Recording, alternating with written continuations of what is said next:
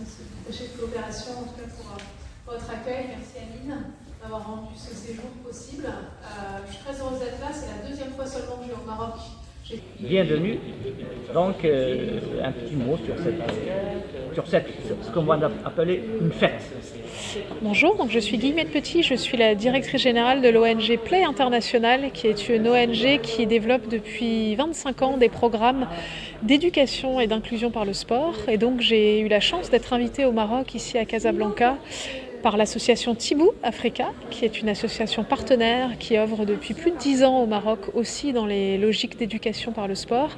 Et donc j'ai été invitée à l'occasion de la journée du 3 décembre, qui est la journée du sport et du handicap, pour participer à 2 conférences.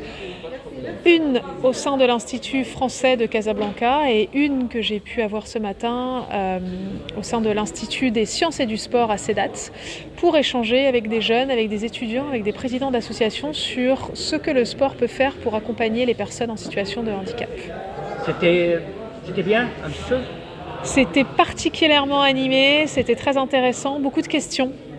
Très pertinentes, des questions qui font état de beaucoup de progrès, mais qui font encore état de beaucoup de choses à faire pour donner accès aux personnes en situation de handicap à la pratique sportive, et surtout à quel point il est important de considérer ces personnes au même titre que des personnes valides et de continuer à se battre pour, un, leur donner accès à cette pratique sportive, et deux, arriver à démontrer, à prouver l'impact que le sport peut avoir sur la sociabilisation, l'inclusion et l'intégration de ces personnes.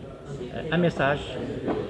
Alors, le message que je pourrais dire, c'est le sport est un formidable levier, est un formidable outil d'inclusion, de développement et d'éducation. Aujourd'hui, il est largement sous-utilisé, pas que auprès des personnes en situation de handicap, mais tous les publics, femmes, personnes vulnérables, réfugiés, migrants, et qu'il faut qu'on soit de plus en plus nombreux convaincus qu'il faut généraliser, banaliser la pratique du sport, et qu'il faut qu'on développe et qu'on fasse la promotion de la pratique du sport partout, et notamment à l'école.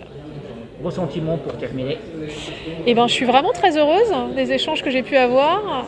Je ne pensais pas avoir autant de questions et d'animations dans ces tables rondes et ces conférences. Et je suis surtout très contente parce que ce matin, comme cet après-midi, il y avait beaucoup de jeunes. Et donc, comme la jeunesse, c'est l'avenir, c'est à cet âge-là et c'est ces personnes-là qu'il faut arriver à convaincre si on veut changer les choses dans la durée.